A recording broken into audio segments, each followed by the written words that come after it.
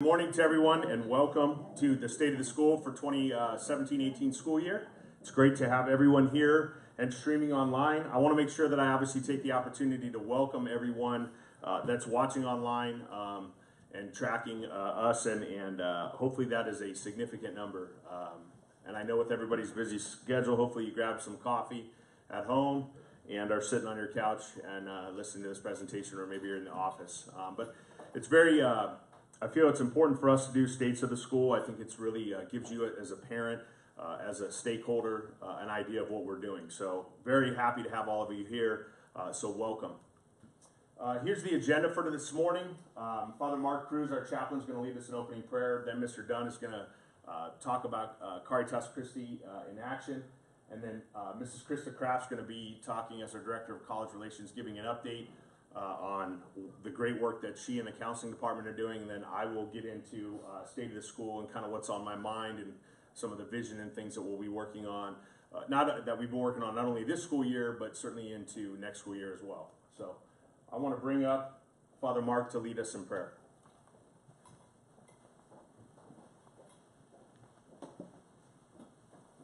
Good morning. Please stand. Let us begin our prayer in the name of the Father, and of the Son, and of the Holy Spirit. Amen. Loving God, creator and author of life, we give you thanks and praise for all the gifts we have received. We thank you in particular for the 30 years of continuing Catholic education and formation through Santa Margarita Catholic High School. From the book of Proverbs, we have received your message. Train the young in the way they should go. Even when old, they will not swerve from it. And so we ask you to continuously pour forth your blessings on us, the SM community, the students and their families, the administration, faculty, and staff, that we may continuously fulfill the school's philosophy of providing holistic education, encompassing the students' religious, moral, intellectual, physical, and personal development. We also seek your guidance that we may continuously uphold an academic community that cares for all and strives to further emulate the accepting and nurturing way that Christ taught us. Today, as we listen and become aware of the state of the school, may your Spirit keep us one in mind and heart to continuously grow as a Catholic academic institution. Inspire each and every one of us to share more our gifts and talents for the benefit of all. Give us the grace to see to it that Caritas Christi, the love of Christ, would guide us to form not just excellent students, but responsible, spirit-filled, just and caring stewards and citizens of this nation. Amen. Amen. In the name of the Father, and of the Son, and of the Holy Spirit. Amen. Good morning once again, and let us welcome Mr. Dunn. Thank you, Father. Those that are just coming in, please welcome to have you, and those that are streaming online, great to be with you this morning. You know, I thought that when the President of the United States goes and does a State of the Union address, usually they begin something like, "The State of the Union is good." Well, my talk this morning, part of the talk, is about our charism, and I truly can say that the charism of Santa Margarita Catholic High School is alive and well and doing very well.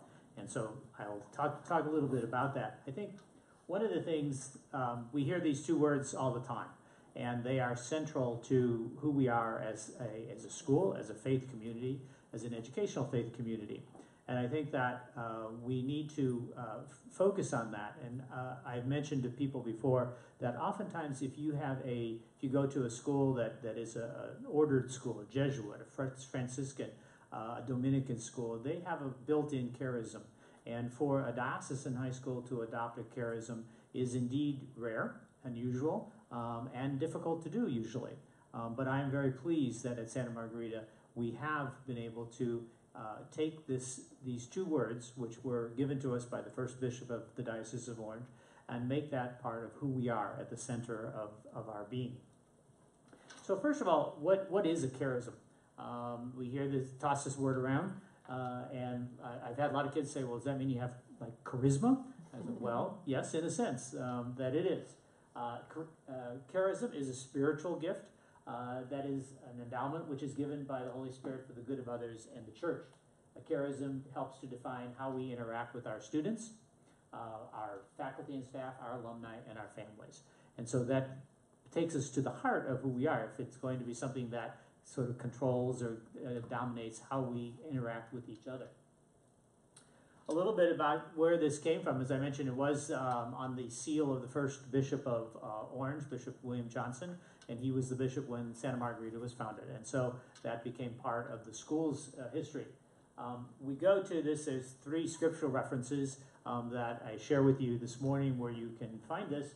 The first one is probably the most predominant of where Caritas Christi, the meaning of the love of Christ, came from. That comes from for the love of Christ impels us from Corinthians.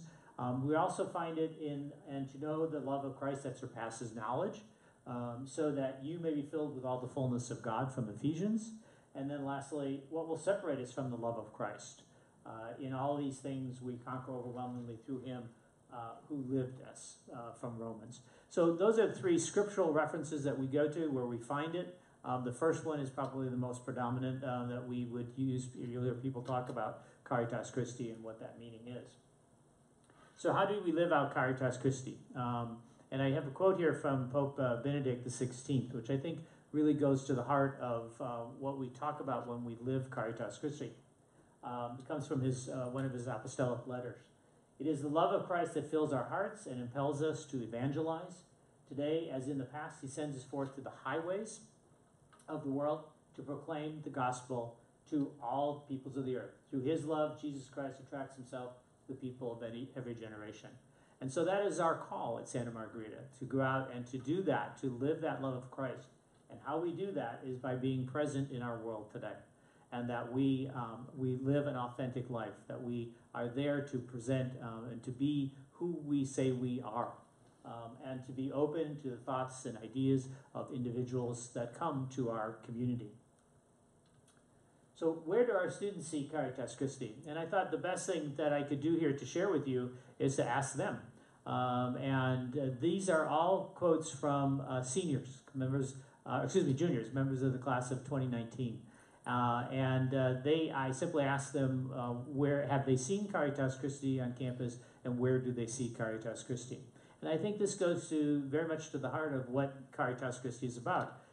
Some of them are, just simply the act of kindness, the act of respect for other people. Seeing a student who was sitting alone lunch and they went up and sat with them and talked to them. The retreats is one place that this was numerous times, this was mentioned.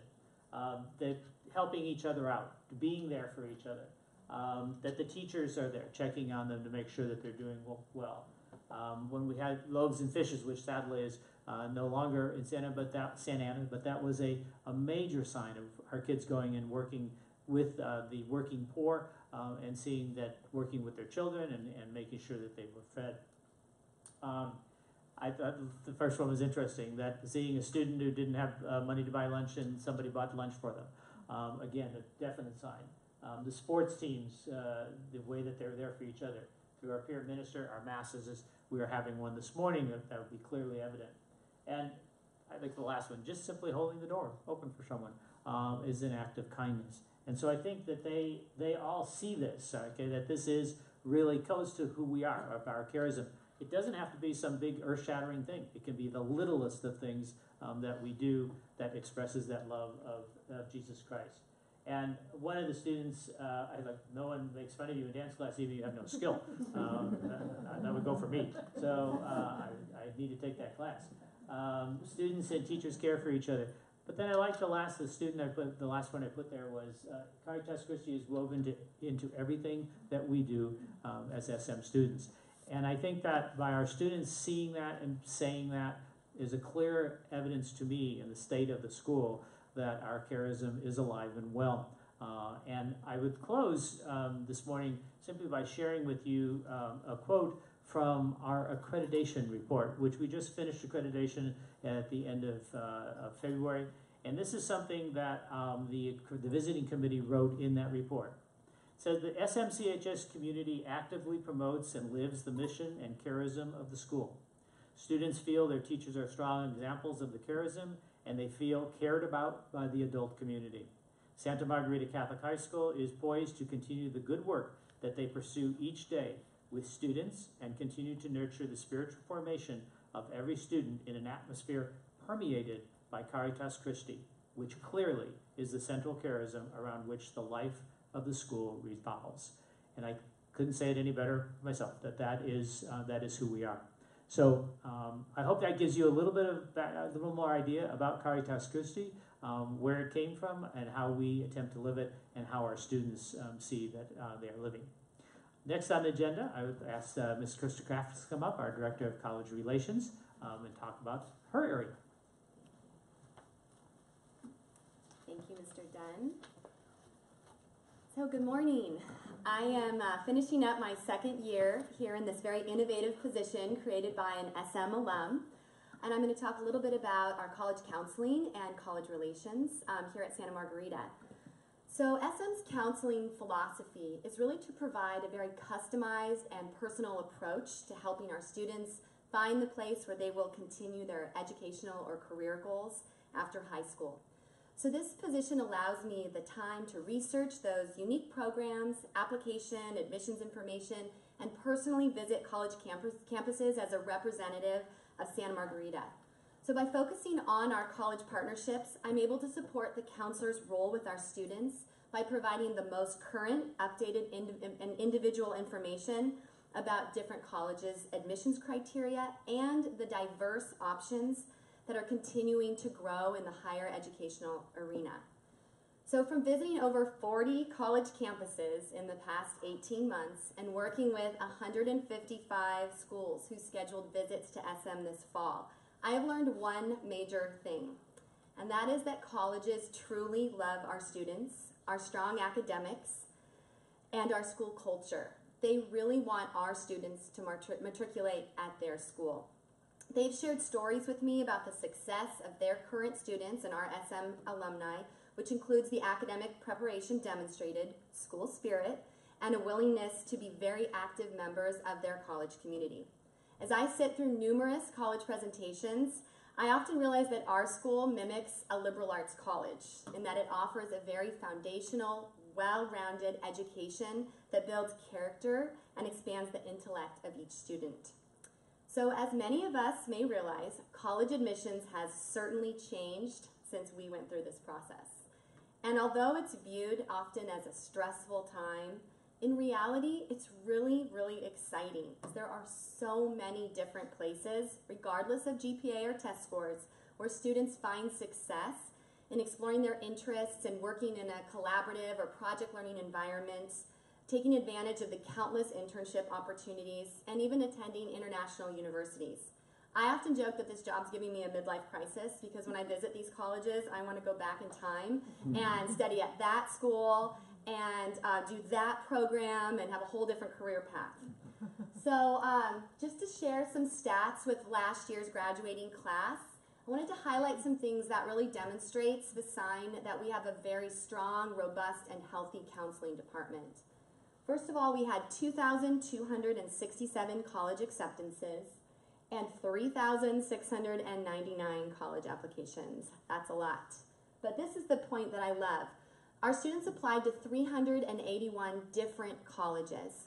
We weren't just all focused on the same exact school. People looked at options all over the world and all over the country and looked at programs versus the name of the school or locations versus rankings and really had a broad look at where to apply.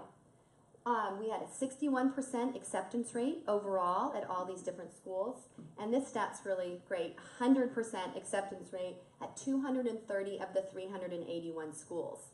And that's interesting because some of these schools we had 15, 16 students apply and 100% were accepted. Here's a few more stats from last year. This is also on the internet and then on our website. And then we'll also be having this next year's class stats released in May, end of May. So this year, what has happened? We had our largest college fair in the history of SM with over 200 schools attending. We hosted a really great fall college seminar for our seniors, and the 3 schools that offered to come and lead workshops were UCI, UPenn, and UChicago. Our speakers at college events this year have included Boston College, Chapman, Notre Dame, SMU, Oregon, and Michigan. And in a few weeks, the VP for Enrollment, Financial Aid, and Admissions at Santa Clara University is flying in for the evening to be our guest speaker at our junior college night. We also have been hosting Southern California information sessions for colleges. So this year we hosted UChicago, WashU, the University of Washington, and we'll be hosting an event in a few weeks for 6 of the Washington state public and private universities at our school that kids from Simi Valley, Riverside will drive in to be at our school and learn about these opportunities. And I'm also working on a regional event for the Big Ten next year that will happen in the fall. We had MIT come out and do a special STEM seminar for our students. We also had a lunchtime international college fair with schools from the UK, Australia, and Ireland come. And these are really great opportunities because a lot of these colleges are in the top 1-2% ranked globally, but they offer these really unique opportunities for our students to get a bachelor's or a bachelor's of science in 3 years, which is a cost savings. And also many of them, like the schools in Ireland, you can attend school there for less than the cost of a UC. Who wouldn't want to live in Dublin and go to college? We've also developed a partnership with Ethan Sawyer, who's the best-selling author and college essay expert. We give a reduced discount to our SM seniors for all his online services. And he also comes to school in the summer and works with them in an in-person workshop. We took students on a great tour of the Pacific Northwest colleges, and we saw 8 last June. And also, one of the best ways that we have found to stay very current on individual college stats and information is by conducting these counseling calls during the early action and the regular decision admissions periods. This year, I finished up 45. Actually, I'm going to have one more this afternoon with a particular school. And we get to find out each trend for each individual school because they're all different. So we find out, did their applications increase or decrease? What were the most competitive programs that particular year? Were there any surprises? Like one school said they had a huge increase in female STEM applicants, which is what everybody wants. And that proved that that particular program was more competitive versus those pursuing humanities. We also find out what specific traits they looked for in an applicant and how they read this year as committee, what were some of the trends that came up. So this information is so helpful for the following year as well for all of our students that will be applying to that school, but it also provides context for those students this year that received decisions that they didn't hope for.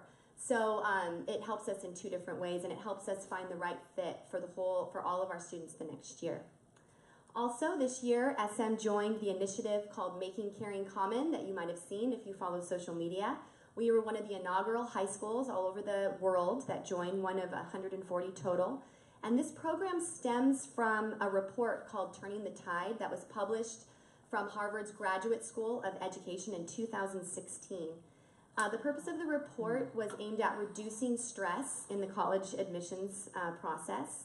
And over 100 colleges signed on, and they were the most selective schools. And they said, we will make changes in our admissions process and moving forward. And so instead of focusing so heavily on personal achievement, they want insight into the character and values of the applicant. And we've noticed that they've begun to change the questions that they ask to really reflect this particular value. So for example, this was Georgia Tech's one of their questions this year. Their motto is progress and service. And so they asked students to talk about this question instead of saying, what are you most proud of? What have you accomplished? What large impact have you made in your community? Instead, they said, we find that students who ultimately have a broad impact first had a significant one at home. So what is your role in your immediate or extended family? And how have you seen evidence of your impact on them? So we want this message about developing virtue and character, which is culminated in our school's mission of Caritas Christi, to be thematic in all of our college admissions advising. So just briefly, some upcoming projects and goals is that we are creating a series of workshops that are focused on a variety of college preparatory and admissions topics for both students and parents. We will continue to provide great college events for each grade at SM. We're working on building a document library in Naviance. We put our first two submissions in this week with lists of college-sponsored contests or summer programs and different ideas of where kids can explore the local and the national opportunities available. And we really have a long list of ideas. I'm not going to go into all of them. We just need the time to put them all in place. But just to conclude, on behalf of SM's counseling department, we really thank you for entrusting your kids with us. And we truly enjoy working with them to provide a very comprehensive and personalized approach in guiding them to their next adventure. So thank you very much, and I'd like to introduce Andy Sulik.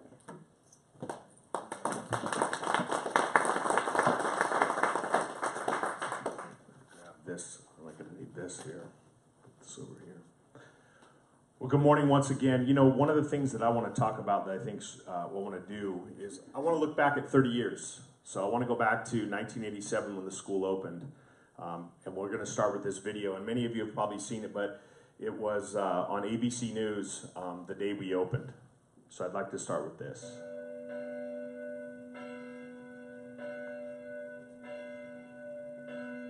Channel 7, AABC TV, Los Angeles. America's newest Roman Catholic high school was opened this week in Orange County at a time when many private schools are struggling to survive economically. Officials of the diocese say they fully expect this school to be recognized one day as one of the finest in the nation. Barney Morris was at the opening ceremonies. This is the first Catholic high school built in the United States in 10 years, and the first in Orange County in 22 years. The total cost, when it is completed, will be $25 million. This first class entering today is just under 300 students. In 4 years, that'll be 12 or 1,300. But in 10 to 15 years, they expect this school to have as many as 2,000 students.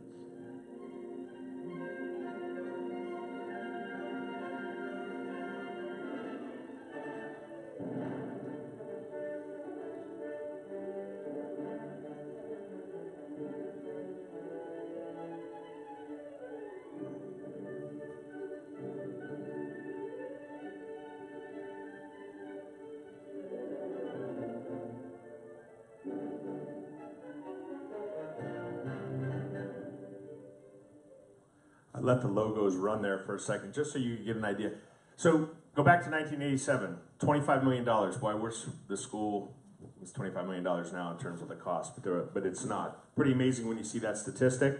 But I want to share a couple things with you because I think it's really important to know. First of all, and I say this all the time, I said it last night, I say it, my family makes fun of me for it, but I'm very blessed and humbled to be in this role. It's an extreme responsibility taking care of this amazing school. And I really believe that partnering with you as parents, one of the things that's one of my main goals is to continue the legacy of excellence at my alma mater for the next 30. And I really think that that can be done spiritually, academically, and with all co-curricular activities. So we take the challenge very seriously, and we are definitely partnering with you in this process. Catholic schools are about continuous improvement. Since 1896 and the founding of the first Catholic school in St. Mary's in Philadelphia, Pennsylvania, they are about that. And the world is constantly evolving, and it's probably changing faster than it's ever changed before. And education needs to do the same. Parenting is different. We parent different than our parents did. And it doesn't mean anything negative about our parents, but we parent different. There's more of sometimes more of a micromanagement than there was necessarily of us. Society is certainly changing. Our kids, Generation Z, is being exposed to quite a bit more than maybe we were in high school as well. And it's essential for us to change with the times as well. You know, the greatest thing about SM is we don't educate the same way when I was here, when I was a student here. And I think that speaks to that continuous improvement. But we also want to make sure that we also ensure school excellence in 2018. So I went to a conference a couple years ago, and I heard a national speaker named John Spence talk about school excellence. And I really believe that the formula that I'm going to show you on the next page really emulates what we're trying to do here with school excellence. So if you look at this formula, and there's John Spence right there, I want to make sure I give him credit. Talent plus culture plus extreme family focus times discipline execution equals school excellence. talent is extremely important. We need to have first talented families and talented students. We need to have talented faculty and staff. We need to have talented administrators. And our culture needs to be one where talent works with talent and wants to work with talent. And the culture is extremely important. And one of the best things about SM is the culture that's been instilled here over many years. Extreme family focus. And I'm going to get a little bit more into that here in a second. What does that mean? It's another word for customer service, but it's really important. The way that John Spence uses it is extreme customer focus, but I think it's family focus for us. And they're doing it over and over again for all of our families on campus, discipline execution. So that's what I think school excellence looks like. I took this formula, changed it a little bit, but I really think that that's what school excellence looks like for us at Santa Margarita. I'm also going to focus on a couple things today: gratitude, results, safety, wellness, and what's next, what's on the horizon. So let's start with gratitude. First of all, our class of 2022, we had enrollment. It's actually higher than 435 now. We had our scheduling night last night. The gym was packed. There was about 1,200 people in there. Operationally, we're in great shape from an enrollment perspective. We are operating with the surplus every year, thanks be to God, and we are building the necessary reserves that we need to have for a school that's our size. But also, on the same time, we are funding the projects that will keep us on the cutting edge of education and do the best for our students. So we're very blessed and fortunate that way. Increased tuition assistance and scholarships to ensure families desiring a Catholic education can receive it. So when I first came back to SM, we gave away about $800,000 a year. We're up now to about $2.1 million. So that's a tribute to fundraising, that's a tribute to us understanding the economy, us understanding the needs of our parents, and living in the socioeconomic area in which we do live.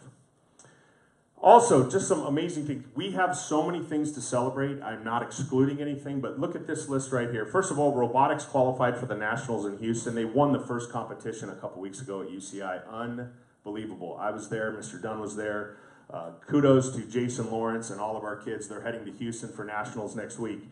Our ice hockey team won the national championship in Minnesota and won the California State Championship as well. Our girls volleyball team was the Division I state champions for girls volleyball. And that's just a sample of the excellence that's occurring on campus and some of the things that we celebrate all the time, and the great work and the talent of your sons and daughters. This school only is as successful as its families, its faculties, and this outstanding community, and that we're so blessed to have you. So know that. That's the gratitude part of this, that I wake up every day and pinch myself to be working at such an amazing place. I loved being a student here. I loved being a teacher and a coach here, and this is a great time to be at Santa Margarita. Talk about some results. So in January, late January, we sent you this strategic plan. And one of the things that we did with the strategic plan is we asked you some questions.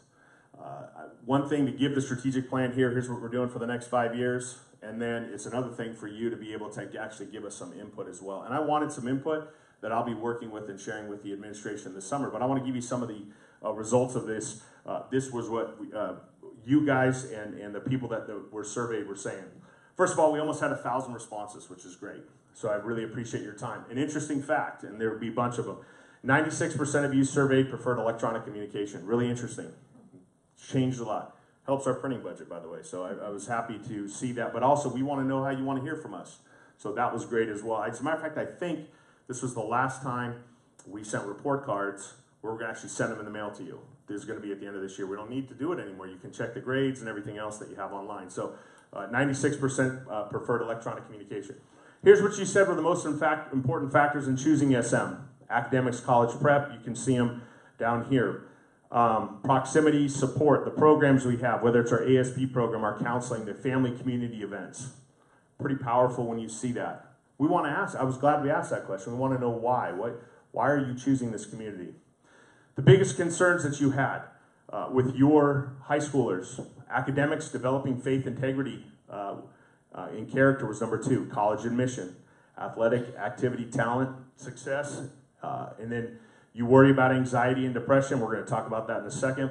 Drugs and alcohol and safety, social media, screen time versus interpersonal engagement. One of the interesting things about social media and technology is we are not experienced in that as experienced as our kids are. They're the digital natives and we're catching up.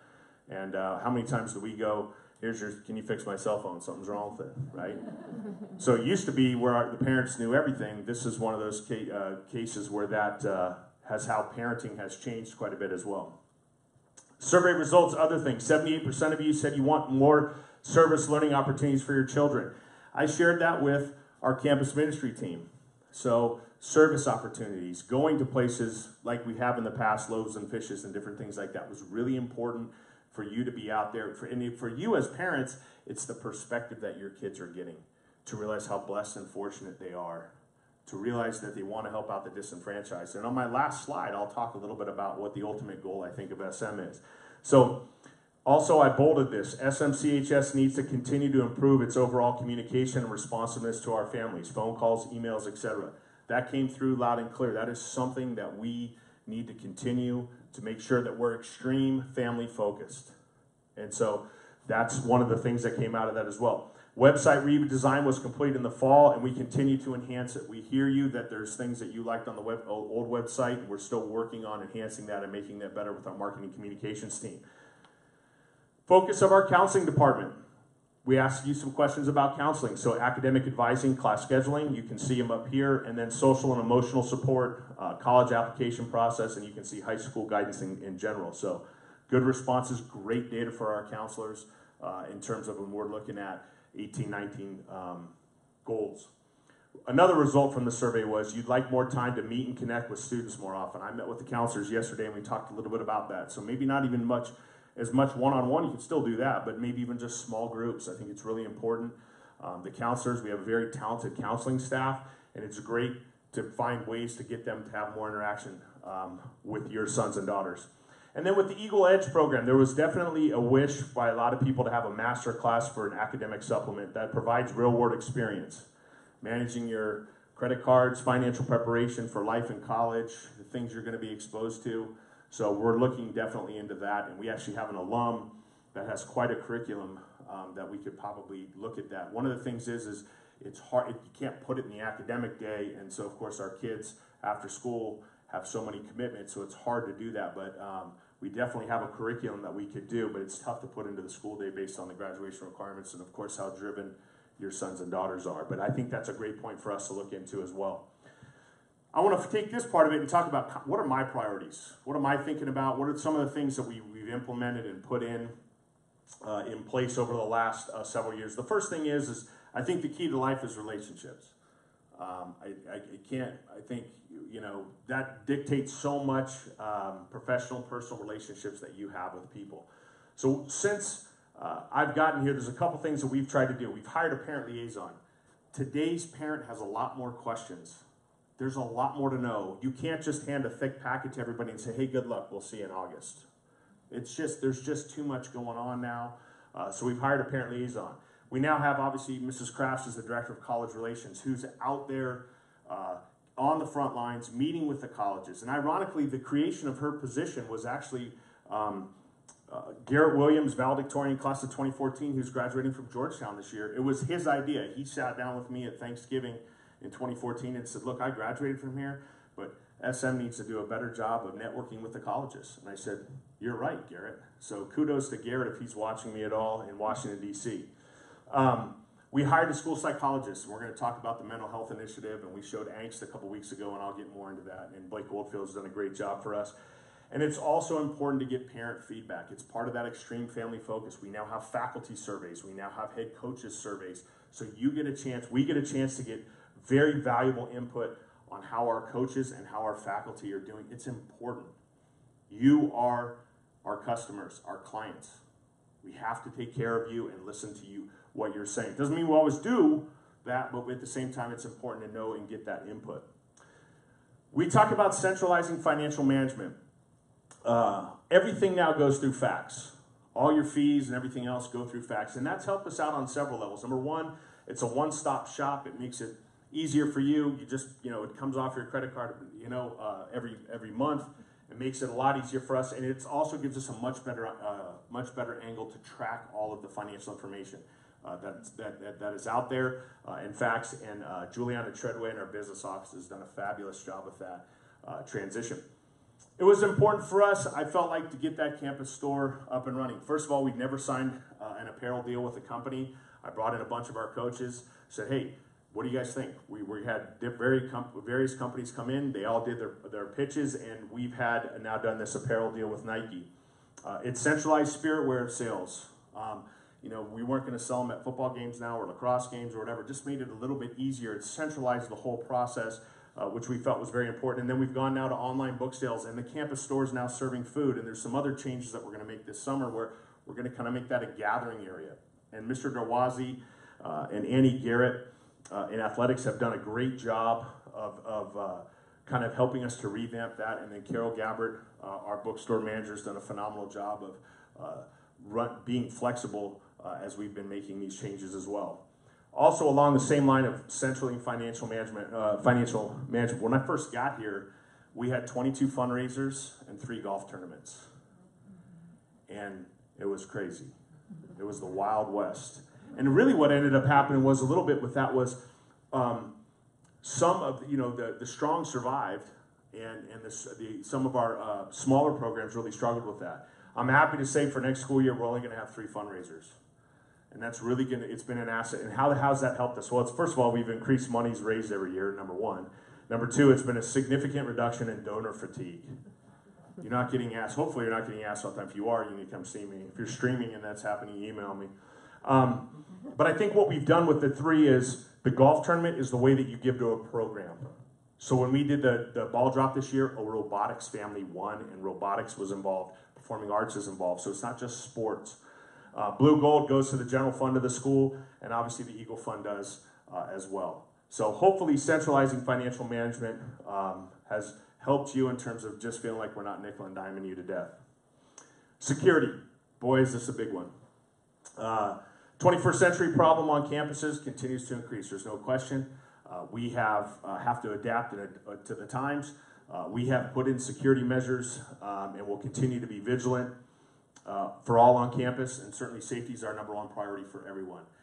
We are very fortunate to have an Orange County Reserve Sheriff on our staff and 2 former police officers, city police officers, that do a great job for us with security. We are currently working right now on getting a report from OCIAC, which is the Orange County Intelligence Assessment Center, which will come back to us in the next few weeks. And they're going to give us recommendations on points of vulnerability on campus and things that we can do to enhance the safety of our student body and our teachers and our employees. There are security measures that we put into place that we already have in place that I can't talk about. I don't want to talk about, mostly because we're streaming online too, but that protect us and protect all of us, all of our students and employees. Upgraded security measures will continue this summer, and we also will, based on the OCIAC report as well. But we definitely have to be vigilant in this 24/7, 365. It's the new reality. What keeps me up at night? And I said this, if you went to angst, it's the mental health of our families. Keeps me up. Budgeting, all that other stuff, doesn't keep me up. This keeps me up. There's it's a recent article in the New York Times. School administrators across the country are increasingly reporting a glut of anxious, overwhelmed students. And the National Institute of Mental Health lists anxiety as the most common mental health disorder in the United States, affecting nearly 1/3 of both adolescents and adults. We need to raise awareness. We showed angst. Hopefully many of you were there streaming online or present here. Nearly 1,000 people showed up. That tells you we hit something. And it was public school people, private school people, clinicians. It was pretty powerful to see that. The entire student body is going to see on April 30th.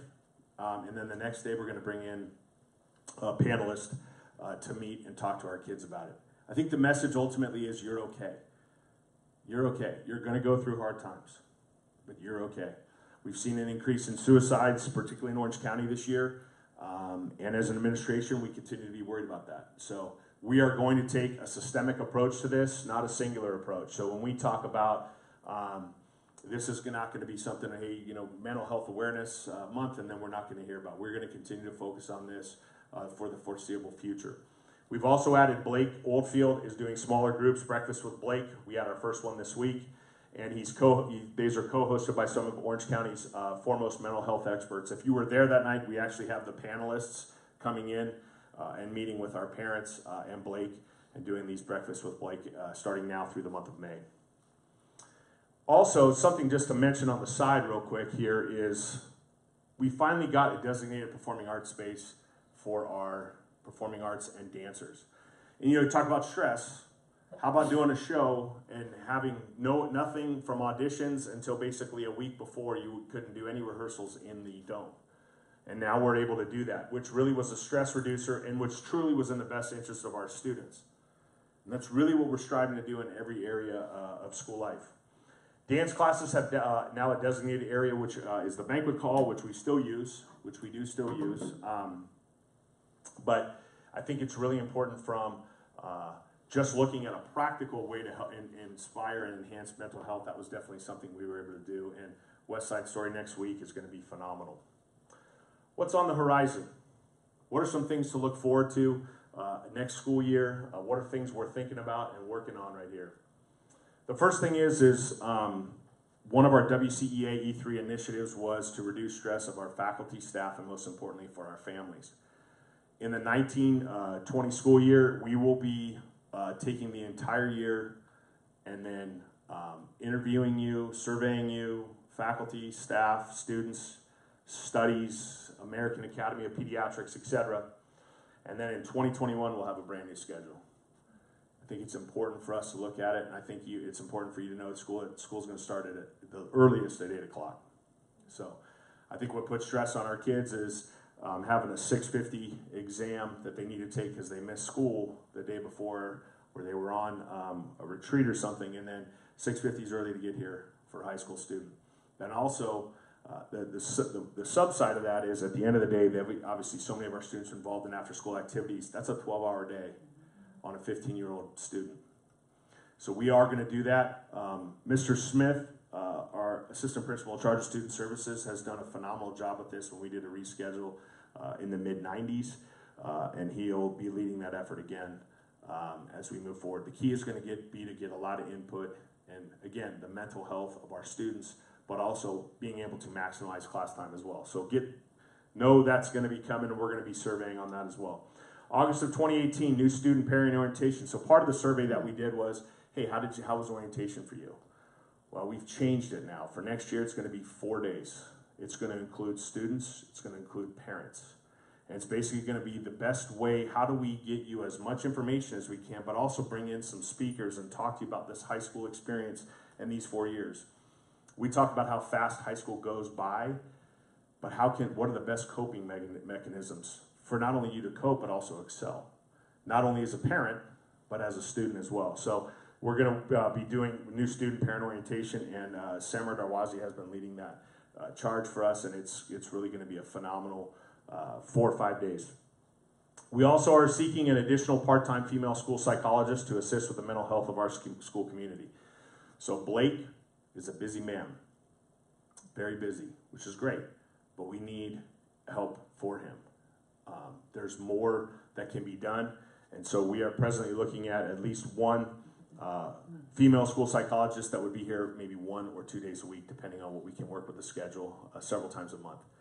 And the reason for that would be just an additional resource on campus, not only for our students and our particular female students if they prefer that, but also for our counselors and for our employees as well. So. And then also in August of 2018, we'll do the strategic plan year 1 review. So we did it last year when we unveiled it and asked for your input, and we're going to say, hey, how did we do in year 1 with the different things that were going on at the school from that perspective in the strategic plan. Oops. This is a teaser. So I get asked by all the football people, cheerleaders, different things, what's going on with the stadium at Saddleback College? Well, a couple things. Number one is, all 6 of our home football games next year will be played at Trabuco Hills. But I wanted to give you a teaser. This is the new stadium that they're presently building at Saddleback College, which is supposed to be ready in the 2019 season. So we will be going back there. Very excited about our partnership with Saddleback on this, and you can see it's going to be a beautiful, absolutely beautiful venue. If you remember, this used to be the driving range over here for golf. That is now being taken out, and they're adding additional fields. So Part of the reason I'm put that in here too is not only for all of you to see it, but I did get a lot of questions or comments about this on the survey. So, and all 6 of our home games next year will be at Tribute Hills for football. So that takes care of football, cheerleading, song leading, and all the fun activities that all of you guys like to do at our games. So we're hopefully a year out from here. Very excited about what that's going to bring in our partnership with Saddleback on that. I want to end with this because I think it's really important. First of all, you hear us say we're in partnership with you, but we really are. It's not just words. Parents are the primary educators. We're here to reinforce the same values. I often say that one of the best parts about positive peer pressure is your son or daughter goes and spends the night at their friend's house, or they go over to the friend's house and their mom says, hey, you need to unload the dishwasher, you need to clean your room, you need to take out the trash. All of a sudden they're going, you're not so crazy when they go back to your house. So, and I think sometimes they forget that. So it's great from a perspective.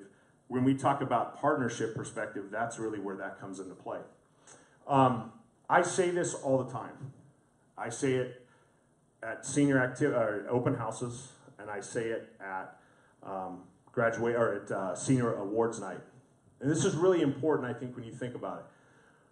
Ultimately, we want our graduates to be moral leaders wherever life takes them. We have over 10,000 alums. We have alums living internationally. We have alums living locally. We've got them all over the country, okay? We want them to be the person that stands up for the underdog. We want them to be the person that defends the marginalized, the leader who stands up for what is right and just in an ever-changing world. And in today's world, that's even more important. The perspective that they get, the dialogues that they have with you, the interactions they have with our excellent faculty is going to make the difference. And what we really need is another generation of leaders that think like this. And the greatest thing about being an alum for here, from my perspective, is I see this in a lot of the alums that not only are my classmates, but then when they come back and they reconnect with us. So this is ultimately what we're striving for, and certainly I think as you as parents would strive for as well. I thank you so much for being here today. Hopefully that gives you some insight into what's going on at the school. We're very much excited about what's going on. This is an amazing place. All of us, me included, all of the administrators, all the faculty, all the staff, 233 employees, and 1,720 students, 1,642 families. We're all blessed to be a part of this place. I thank you for being here today. I thank you for streaming with us live. Eagle out.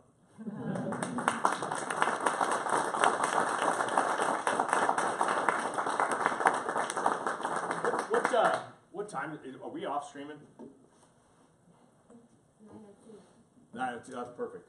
Okay, you guys have questions? Get that off. I'll talk to you guys. You can't. Does anybody have any questions I can answer? I mean, I've got 13 minutes, 12 minutes. If anything, anybody has anything? Yes, Mrs. Mundy. There was a great presentation the other day of St. Edwards about vaping. Yes.